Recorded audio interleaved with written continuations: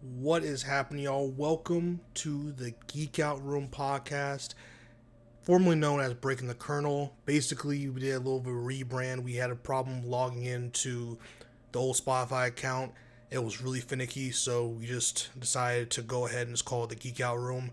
It's something I've been toying with name-wise for a long time. I settled with Breaking the Kernel for a different reason, and Breaking the Kernel will come back, but in a different way, not as it was before as a podcast. So the Geek Out Room, geek out on all things history, pop culture, video games, movies, TV, you name it. I want to learn it. I love geeking out.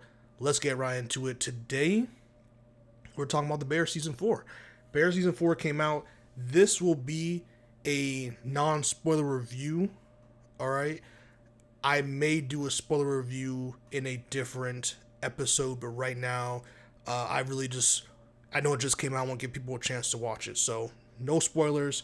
Let's get into it. Listen, season 3, from what I've seen and what I've talked to from people I've got into the Bear and people who watch the Bear regardless, has said season 3 was a little bit of a low point for them, and a lot of them had commitment issues coming into season 4, right? So, and I've not talked to anybody about season 4 of The Bear yet. I just finished it like earlier today. And in my opinion, I actually liked season 3 way more than most people, I guess. And I think season 3 was a payoff of what season 1 and 2 built. And season 3 was a great culmination of a lot of that. It added more backstories to a lot of characters we really love, which again is from the payoff of having a tremendous season 1 and 2. So, why I say all that? Season 4, I think if you didn't like season 3, you may not like season 4. I don't think you'll hate it, because a lot of people's complaint about season 3 was they were doing a bunch of backstory instead of like keeping things current. Season 4 is very current and deals with a lot of issues current, but I feel like, in my opinion, it's a little more disjointed than season 1, 2, and 3. Especially season 1 and 2. I think season 1 and 2 was a perfect bridge. I think season 3 was a great bookmark to season 1, 2, and 3. Season 4 feels like a conclusion to the series. And season 5 has not been greenlit. And from what so season 4 leaves off in a certain way where, hey, if this is the end, this is the end. But if we want to continue, we can still tell a story. Now, regardless, I do think season 5 needs to be it. I don't think there's any other room for a story for past season 5. I think even season 4, you really could have ended it with another episode or two, but I digress. Excuse me, sorry. I do feel like season 4 was a great Carmy season. Don't be wrong, they still do what the Bear does best: focus on a lot of other all the characters, or all the main characters, and puts emphasis and focus on them, even giving them some solo episodes to help further develop their characters, right? And flesh it out and make you invested and care in what they're doing, so that when they have these solo episodes or these little interactions, basically whenever Carmy's now on the screen, it's not boring time, and you're still just as invested, right?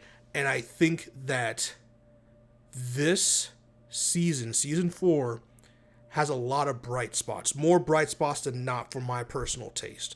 I think that there is one solo episode in here with a particular character that I did not like at first. Not that I didn't like the character, I didn't like the episode at first, but then by the end of the episode, it completely won me over. I got the point of the episode. I feel like I didn't. I just felt like it was one of those things based off where we left off last season. I feel like I didn't know that some of the decisions and some of the situations were going to take all season long to really culminate or really deal with.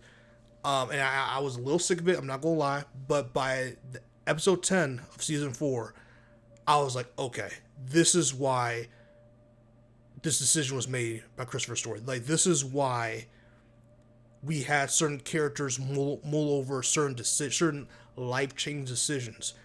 And what that makes me say about season 4 overall is that season 4 is very realistic.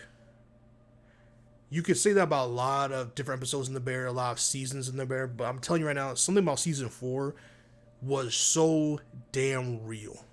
And season 3, again, to me, season 3 of The Bear had some of the best overall acting performances of the entire series. Some of the best acting performances of television. And season 2 of The Bear was amazing to me, my favorite season of The Bear. But season 3 had some performances, man. Right? It had some performances that I think a lot of people let fly under the radar because of how they felt about the overall season. But there was some acting, right? And season 4, man, it feels so personal. Because it is, right? All these episodes, the whole series, you really follow these characters' lives. And in this season, they let their actors cook. They always have, but something about this season I feel like demanded so much of them. But they're all veterans at this point, and they're in their bag. And I feel like I choked up many times during this season 4, man. I'm telling you. And certain episodes, certain moments got me in previous seasons. But season 4, multiple episodes got me in my feelings. And let me tell you, Jamie Lee Curtis is in this season as well. I know how, despite how people feel about the person, I'm telling you right now, acted. Top tier acting. Top tier acting. Not in much. Jamie Lee Curtis is not in the season much. But when Jamie Lee Curtis is on screen, Jamie Lee Curtis delivers some of the best performances. Jamie Lee Curtis is going to win another Emmy next year for this. I would be hard pressed. End of the year's not over yet. I'll be hard pressed to find a better guest actress performance than hers. Because Jamie Lee Curtis, man, there's a particular episode where I don't remember if she had a monologue, but she's just having a back and forth, and you can tell it's a back and forth with another character. But really, it's almost like not only is Jamie Lee Curtis have a character, Carmi's mom, having a back and forth with another character, but it's like she's having a back and forth with herself. It's almost like she's having a monologue with herself, and that right there, I shed a tear that episode because the acting was so strong from both people in that scene. And I'm telling you, it's not only because of the acting in this particular scene or that whole episode, really, it is the culmination again of seasons 1, 2, and 3. The build up has you so invested in these characters. That's why, like, season 4 or whenever if let's say season 5 is the final season, the build up was so worth it because you have these moments where these characters, you couldn't get here if these characters, if we didn't have 3 previous seasons of building to this moment. And it is such a great moment. Even episode 10 for season 4, the final episode, the season finale, it was an episode I did not expect, right? Again, no spoilers for the episode, but one thing that I can say without, I guess, spoiling anything is that they do not leave one location. They have an entire, there's not that I remember. I don't watch every single TV show ever, but it's been a long time if ever I've seen a TV show have its season finale in one location and they never leave the location. Not a flashback, they never leave the location. It's almost like they set up the cameras and they said 3, 2, 1, act. And keep acting until you feel like you're done. And then that's the season finale. Some of the best, again, it's so bold to do that, right? Because there's so much momentum, so many things are happening that to have what could have been a quarter of an episode or even half of an episode to make it the entire episode, but keep it very engaging in one single location and have multiple actors really playing off of each other and the dialogue be dialoguing. It was really brilliant, and to me, it was just one of my favorite moments of the season and something that I will always take with me. If they do not get renewed for season 4, I think season 5, I think season 4 is more than good enough to have a final season in season 5. But that season 4 finale was so good. A lot of people may not like it, but I'm telling you, it is. So, if you're invested in these characters, which is the whole point of this show, that episode, that season finale was something you've been waiting for. It was something that you anticipated and something you thought you wouldn't get till like the second to last episode of the series finale. But they give it to you in the season 4 finale, and it felt good, and it made the entire watch of season 4 worth it. I'm not saying, you should struggle to watch the whole thing from start to finish. It'll pay off, but I'm saying, like, it's a great payoff for the amount of emotional turmoil these characters have faced for seasons and what they faced in just season 4 alone. The stakes are so high. The stakes are so high this season. And the one complaint I may have about it is that the stakes were so high for the restaurant. I feel like sometimes we went away from that. Sometimes I felt we went away from that a little too much. And there are certain things in the restaurant I feel like we could have played with a lot more. But if we have a season 5, I can see that being all like I could see the vision. I can see where the final story or final season for this is. And I feel like season 4 was a perfect build up for that. They didn't sacrifice season 4 to build up a season they may not even get. But I'm saying that if a season 5 does happen, just like season 1, 2, and 3, they keep on building this anticipation with a bunch of payoff every season finale. But it's time for the series to end. And I think season 5, they could do that and go on a really high note. And I can see it being really beautiful. Sydney's character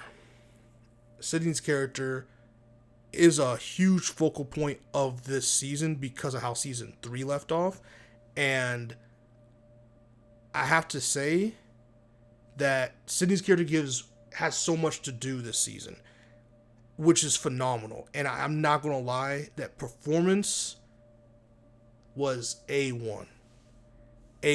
There's an episode in this, I forgot what episode it was, but there's an episode that really involves with Sydney's character. Sid's having this emotional moment. This moment, we've seen Sid break down before. We've seen her get mad, angry, happy, all the emotions. But something about this season, it was different because you can feel the pressure of her decisions, the pressure of her, how long it's taken her to contemplate making a certain decision. You feel it weighing on her so heavy, and something happens and the dam finally breaks, and we see Sid in a way that's so vulnerable yet beautiful at the same time. And that's what I mean by this season being so human. Because so many, it's fiction, these fictional stories, you place something up for dramatic effect and this and that, and you have these long pauses or, just for a comedy effect, all these different things. But I'm telling you, season 4, man, felt so grounded. And a lot of the Bear does it. I'm not saying the rest of the season isn't, but I don't know. Maybe it's recency bias. Maybe in a couple of weeks I'll feel differently. But I'm telling you, off of like a couple hours since I finished this season, something about how the characters responded to emotional moments this season felt surreal. And maybe because I've been going through certain things in life and it's just perfect timing that it's just hitting me differently and maybe impacting me more. But it is phenomenal how they're doing it. It's phenomenal. Anyone who's had to struggle with making really hard or life-changing or altering decisions, you can really relate to what Sid's going through this season and how long it takes and how much is weighing on her and how much is affecting how she interacts with other people and doing even the most mundane or simple tasks, because this is in the back of her mind, and I feel like it's so real, right? We don't. I'm trying to think. We get moments of Marcus. The one complaint I do have, and again, Marcus had plenty in the first 3 seasons, but man, Marcus is my favorite character in the show, and like by far, it's not even close. Shout out to him getting Emmy nom because he deserves it for season 3, but or season 2 and 3 really, but he's not featured as much in this season as I would have liked. Now, granted, the way his arc and stuff went, it's like he's had his time and there's no reason to stretch it out. You can still have him be a part of the main cast and not give him, per se, like another solo episode or certain things like that. And he does, there are payoffs for his character and a very emotional moment that made me feel like he was like my big brother or like my, like just a sibling, like someone like a family member to me, basically. I think I believe we're like very similar age. But no, he just feels like a family member. There's a moment in the season where you're like, I'm crying because I feel like you're a family member. That's how emotionally attached I am to you as this character. That's how well this character was written and how well this character has progressed through time. Richie has Richie moments, and this season doesn't have that. Okay, see, let me do the season finale. For me, at first it was like there was none until season finale came, and again, that's gonna be people either gonna love it or hate. People are gonna either love or hate that episode, man. I'm telling you that right now. But there's no episode like I think that'll be universally loved. I mean, like there's no episode that'll be like the Forks episode or the episode of I think it's Fish with Jamie Lee Curtis, all the guest stars. There's no episode like that where it's like, oh, that's the Emmy right there. That's the episode that's gonna break the internet. Like, there's no episode like that this season. But there is a episode where a lot of characters are here. We get another guest spot episode, but it is, I don't know, it feels lesser than the other ones because it's chaos, because when they're all together it's always chaotic, but it's chaotic in a different way. Like, you see the growth, because of the growth that all these, and this is how I realized, right? 'Cause I was like, oh, this is boring. Not that it's boring, actually, and you realize this halfway through the episode, it's not that it's boring, or not even boring, but lackluster. I should say lackluster. It wasn't boring, lackluster. It's that all these characters have had so much growth through the seasons. They had so much growth through being to this restaurant, all this trial and tribulations together. They're different people at this next get together. They're different people, and that's the moment it hit me as fucking beautiful. It's freaking beautiful because you see that this moment could be so chaotic. There's an even I don't want to spoil it, but there's characters that you're like, oh, chaos is coming, but chaos doesn't actually get there because of the growth and these characters taking accountability. I'm telling you, man, this season was real. It could have been so easy to be like, oh, more chaos and just kind of make it like that, but it's like, no. These characters have growth. They didn't throw away 3.5 seasons of growth. They stuck to it. They made it very realistic. They made it very human. Like, hey, anyone who had this much growth and this much stuff to do, at this point in their life, they would be more healed. They would be able to handle some of these things, or at least not that they would be completely there or healed, but like they would be able to handle these. They would have better tools and resources to handle certain stressors and certain situations. So let's not throw unnecessary drama for the sake of doing it. Because there's a very cute scene where they're helping someone get over a fear or like just being kind of introverted, basically, or kind of something like that. And they're all sharing their fears. And there's no way that season 1, 2, and half of season 3 of these characters would have been able to have a conversation like that, or would have been able to do the things they were doing at this get together. They wouldn't. It would be an emotional mess. But because they had so much time to heal and like work through things, and they each have, they're all stressed still and still not perfect characters, all flawed characters or flawed people that are characters, but like it's so they were still able to handle it because they still had they had time to grow. And I really love that. So basically, that's all I'll say about this. This season, out of 10, what am I giving it? I give the Bears season 4 a... I'm going to give it... I'm trying to think. I want to be careful. I don't like to re-rate things, so I like to try to be really definitive with my rank. I'm going to give I gave season 3 an 8 out of 10. I'll give season 4 of The Bear a 7 out of 10. I'll give it a 7 out of 10. I liked season 3 way more. And I thought season 4 was, as much as the praises I gave it, season 4 felt kind of, it didn't hit the same as the previous seasons. There was something about this that felt like it took a little while to get there. And I think I really did miss some of the cooking and kitchen stuff. Not that it's not in here, but I feel like there was so much other stuff going on that I kind of missed that chaos of the kitchen and some of the things having to be solved in the kitchen. And yeah, I don't know.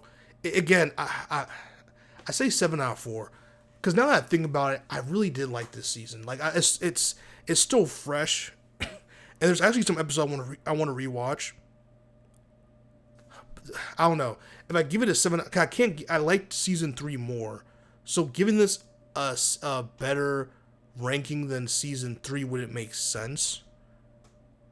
But now that I'm really thinking about some of this stuff, I have to say, I have the question, I should say, do I like season 4 more?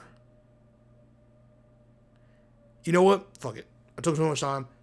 I'm gonna give season 4 8 out of 10 as well. Fuck it. I cannot decide if I like. I actually, now that I think about it, and I talked about it, I can't really decide if I like season 4 more than season 3. I feel like people will probably bash this season, but I just think if you watch if you kept up with it, this season 4 is really good. I feel like it'll be an underrated season, but I feel like because season 1 and 3, it makes season 4 that much better, and it really does the previous 3. Season 4 does the previous 3 seasons justice in terms of really kind of not tying up, almost like tying up certain storylines and stuff like that, but also just like showing the growth of characters while also showing how much they have to go and how flawed they are still. So I'm gonna give it 8 out of 10. I'll tie with what I thought of season 3. Maybe I'll give season 3, because I honestly really like season 3. So maybe I'll give season 3 a 9 out of 10. And I'll give season 4 an 8 out of 10. That's probably what I'll do. I'll re-rank season 3 with a 9 out of 10, because I liked it that much. And I'll give season 4 an 8 out of 10. A solid 8 out of 10. Could be easily a 7.5, but I don't do halves. I think that's a cop-out, so I like to do whole numbers. So I'll give it an 8 out of 10, but really it's between a 7 and an 8, but I'm going to give it an 8 out of 10. So like, comment, subscribe, and share. Let me know your thoughts on The Bear if you've watched season 4. It was a very interesting season of TV. Very interesting. I hope they can not clean it up, but like finish it up with a last season 5. I think they deserve it. And I think there's still one more story to tell. Peace.